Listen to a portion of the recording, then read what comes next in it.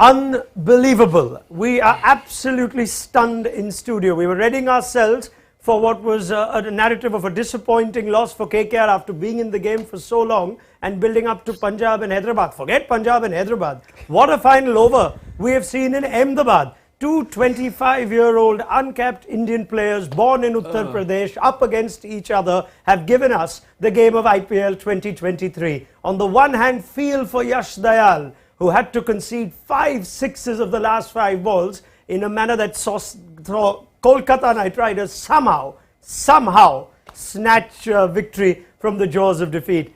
If any team knows what it's like to be the opposite end of this, it's the Gujarat Titans. But even they haven't had it to this scale. 5 sixes by Rinku Kanchan Singh, the name that will be remembered now going forward. The finisher for KKR after Russell was gone, Narayan was gone, Shardul and Venki Iyer on their day were gone. But Rinku Singh has etched his name in IPL history. What a game to look back on ESPN Cricket for T20 timeout. Deep Dasgupta is in shock. Yes, I Matt still can't get over believe this. Yeah, let's give you two some time, because Tom Moody is not like us. He doesn't get carried away with emotion. He's a man who's calm, composed, and even if he was in that Titans dugout right now, he wouldn't be, pantsing up and down like Ashish Nehra, almost taking that upside down hat and throwing it to the ground.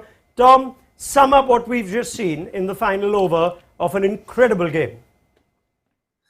Well, I think it's a good example of why this game is so special and why we've had this exponential growth in T20 cricket and why the IPL has taken the world by storm. Is, just moments like this, you can never count any team, any player out of a contest. The swing of emotion from the Rashid Khan hat-trick to where we thought that was closure, we thought that was genius captaincy, to bring Azari Joseph back to finish the game, get wickets, then to bring himself on. All those things were, again, the story is nearly like it was being written again from last season from Gujarat Titans. But there was one chapter that's been added, and that chapter was Rinku Singh, where he just pulled off something remarkable that you rarely see. You do see it, but you rarely see it. You see it maybe once every 5 years. Oh, there was a game, MS Dhoni and Akshar Patel bowling, when Dhoni was in Pune Super Giants colours, which had some similar sort of drama. I can't remember if it was 5 sixes or 4 at the time, but forget that.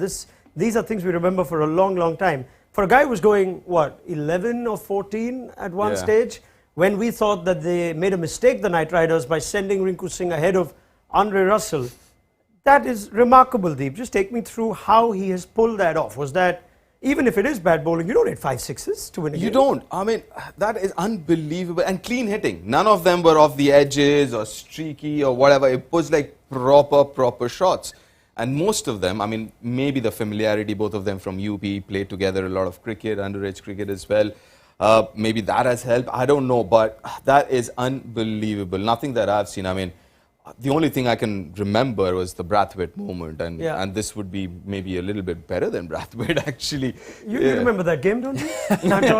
The one that sprang to mind for me, actually, was the Rahul Tewatia one from Sharjah, when he pulled off 5 sixes in an over off Cottrell. But that wasn't quite as clutch as this, with 28 needed off 5 balls. No other outcome. I think it was the penultimate over as well. I'm not sure if it was the last over. It sort of changed the game. Exactly. But in a similar way, it was the moment where that game turned, because of the fact that Tewatia had been nowhere, not dissimilar to how Rinku Singh was here, and that's an uncapped Indian player who, in the heat of the moment, has come up with the goods in just stunning fashion. And I think the coolest man in the building is why you saw that reaction when as soon as he hit that shot, he knew, didn't he? You saw him walk towards square leg, and he knew seconds before anyone else, and that's always the sweetest thing. Yeah, I mean, we stopped looking at the ball. We were looking at the camera, panning away from Rinku Singh and following the ball, and the minute Rinku turned and did that, it didn't matter. You didn't need to see where the ball went. But we must talk about Rinku Singh. The story of Rinku Singh, part of this franchise for so many years, essentially known to be a substitute fielder at best for the large part of many years at KKR. And then just towards the end of a season that was disappointing last year, got an opportunity when Venkatesh Iyer was dropped, when Varun Chakravarti was dropped, when they kept dropping players that they had retained, and just made those few good innings, which edged out, started this season. And that's 2 back-to-back games now. that he's Exactly been there. so. One where he played second fiddle. Today, where he's done something remarkable. This is a story in itself that's growing. What do you know of the character of Rinku Singh, Deep, that made him achieve this? Rinku, obviously, I believe he's from Banar. He hasn't played too much of organized cricket, so to say.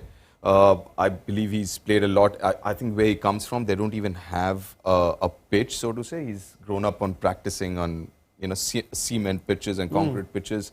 And his hitting abilities. Listen, for the longest time, I kept asking the KKR guys, I mean, you've kind of have him for so many years. You must have seen something. In fact, I was having a chat with Abhishek Nair regarding Rinku. He's like, you got to see him hit in the nets and all. Maybe that's the reason. I mean, that's the reason they've stuck with him for so long. And you mentioned about last game as well. We saw the other side of Rinku Singh, the maturity that he showed in the last innings when Shardul Thakur was going after the bowlers, played a superb knock. Yeah. And then this one was one for the records. Yeah. Tom, now that we've had some time to just sum up the emotion, you've done that so well. Now if you could take me through just each ball in that last over was an event. After almost every six, there seemed to be a huddle of international experience around Yash Dayal. There was David Miller, there was Rashid Khan, there was Shubman Gill. They're missing their frontline captain Hardik Pandya. Ashish Nehra was screaming from the dugout, so there was something coming in from there. Just take me through what could have been done differently, what did not work for Yash Dayal, and what Rinku Singh, how Rinku Singh's managed to get the better out of that. Yeah, look, it's a very, very difficult moment for a young bowler to be put into that position, first and foremost. Even your most experienced bowlers find that pressure quite extraordinary. But in that situation, whether you're a bowler of experience or a bowler of inexperience, it is so important that you try to simplify every delivery. And when you have a number of people crowding you with messages that may be similar but may be different, with differing opinions that don't reflect what was discussed pre-game to your depths, and there's a confusion, there's confusion, there's panic in the tone of the messaging and everything, that suddenly is the beginning end. So in that situation, it is so important, in my view, that number one, you have a single messenger, whether that's the captain or a senior bowler, that you trust in that responsibility to try to create calm and bring it back to the simple method of what is it that you believe is your best ball? What is your best defensive ball? Regardless of what's happened prior to, the last how many balls you've bowled, what is your most trusted defensive ball? And then just back yourself, bowl that. Set the field to support that, back it, and back yourself to, to execute that and have no other thoughts whatsoever. And I just felt that throughout that whole last over, it was a classic example of a poor young bowler that was put under enormous pressure in a game situation that wasn't helped with the good intentions of others, but what it does, it creates enormous confusion, and therefore the outcome becomes not exactly what you're looking for. Run anything different, like maybe come round the wicket, change the angle or anything, or could we just not overanalyze this? So the problem was you're doing it, Raunak. You're doing exactly what one of those other people would have been doing. You're just now suggesting, why don't you go around the wicket? Why don't you bowl wide of the crease? Why don't you bowl a slower ball wide? So that's exactly that's the issue, and that's the problem with it. Is it's the overcomplication of what is it simple. If I was to ask you, Raunak, when you play your social cricket, what's your best defensive ball? You'll say to me one particular delivery. And you just say bowl that. Yep. Okay. All right. 100%. Back yourself to bowl that. All right. Point well made. You can't answer now. It's done. No. Brilliant. Absolutely brilliant. But full credit to Rinku Singh. I mean, it was just his night. We feel for Yash Dayal. Let's hope the Titans do back him. But boy, Rinku Singh's not going anywhere. So many more pieces in that game, though. They wouldn't have been in it, but for Venkatesh Iyer, who not only put them in the game, he put them ahead of the game. for the largest time. You picked some day, Matt Roller, to bring up the chat on whether he should have been retained ahead of Shubman Gill. Well done to you. 83 or 40. Yeah, he stuck my words straight back into my mouth, didn't he? Yeah. Extraordinary innings. And yeah, really put them in a position where they should have cruised home, actually. From if you think where they were when Joseph came back to bowl the 14th over and took a wicket with the first ball of that, KKR were cruising home. To the extent that Rashid felt the need to gamble and bring back Joseph for those 2 overs, the 14th and the 16th. He took a wicket in each and then set up that hat-trick at the start of the 17th over, which, on any other night would have iced the game completely. Yeah. Huge innings of personal significance for Venkatesh Iyer, Deep. Huge innings and a huge win. Your main batter hasn't performed in last 2 games. You still end up winning those games. You have different guys putting up their hand and performing. Shardul Thakur now, Rinku Singh, Venkatesh Iyer. This is absolutely massive for KKR. And chasing this down, 204 against a really good bowling side, couldn't have asked for a better game to get back on track, KKR. A lot of those questions, I wouldn't say have been answered, but I think that dressing room would be buzzing right now with a lot of confidence. And Venkatesh Iyer, again at number 4. You've got to feel for someone like Venkatesh Iyer. Opener, was pushed back to 6, now at 4, at times at 3, impact player. Was retained as an all-rounder who can give you a few overs, now kind of reduced to an impact player who would only come in and bat. I mean, what an innings from him. And the best part is the way he batted against Rashid. I mean, obviously when you're chasing down 205, you've got to go after everyone. But was some really good batting against even someone like Rashid and all.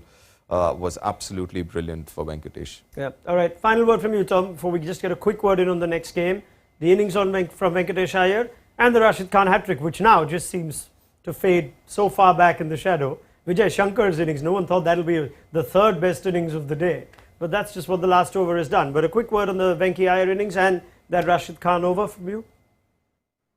Well, the Venkatesh Iyer innings was an outstanding innings, and really that was, the main reason they found themselves into a position where they have won the game. They lost their way, yes, and then we saw Rinku Singh do what he did to recover it. But it's so nice to see a player like him recapture the form that set the IPL alight a couple of years ago. So we've had tonight 2 players in Vijay Shankar and Iyer, both players that have gone missing for a period of time, rediscover themselves and have set themselves up for a good IPL 23.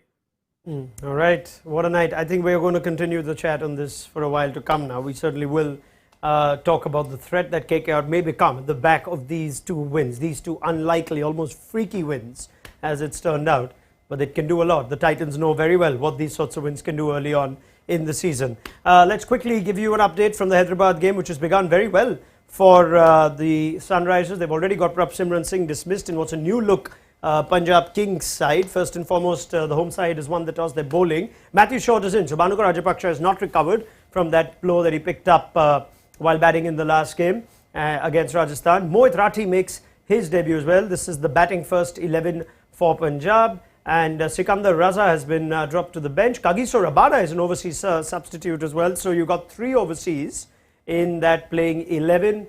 Sam Curran and Nathan Ellis are there, and along with that is Matthew Short. So they've changed things up a little bit, have the Punjab Kings. We can expect Kagiso Rabada to partner Nathan Ellis now in what could be the likely impact sub option when they chase. Let's have a look at the Sunrisers 11. We'll get a thought after that from Deep, Tom and Matt.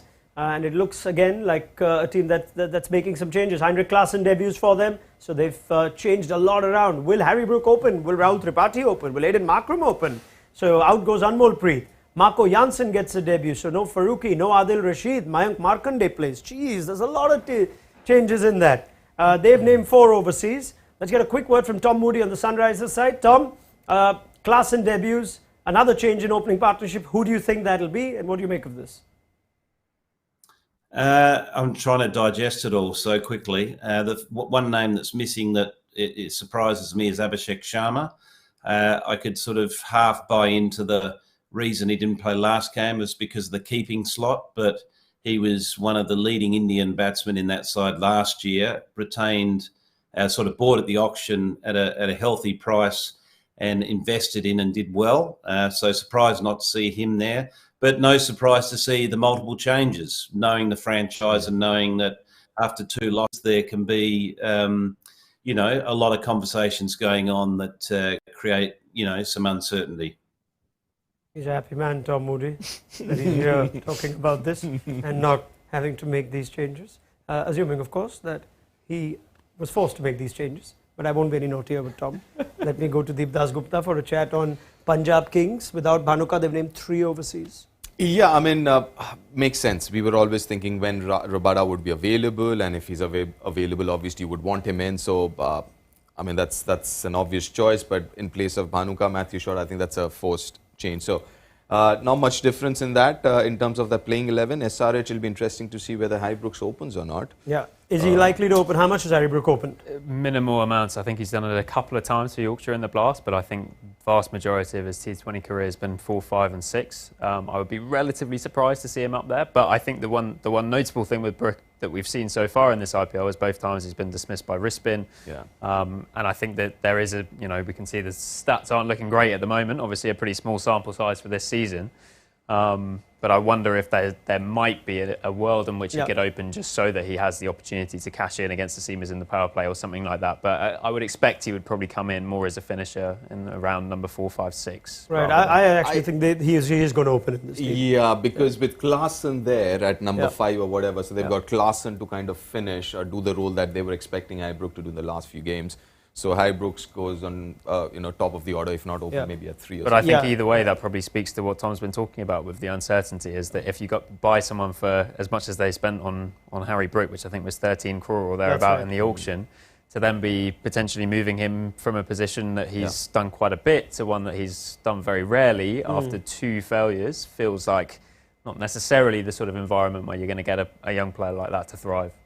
Awesome. Well, we'll figure whether they send Tripathi up, who has opened in IPL cricket in the past, whether they give Harry Brooks a different position, perhaps to just ease the pressure off him, if that is indeed the intent. First, they've got to get the job with the ball in 20 overs. Pick up the chat on a crazy Sunday here in the IPL, and we'll have analysis from Deep Dasgupta, Tom Moody and Matt Roller. Big thank you to everyone on ESPN Cricket for T20 Timeout. Download the app. Make sure you get it from the App Store or Play Store, and it'll have plenty of pieces, videos, reaction, social media reaction on Rinku Singh lighting up IPL 2023. We'll see you at the end of the Punjab innings.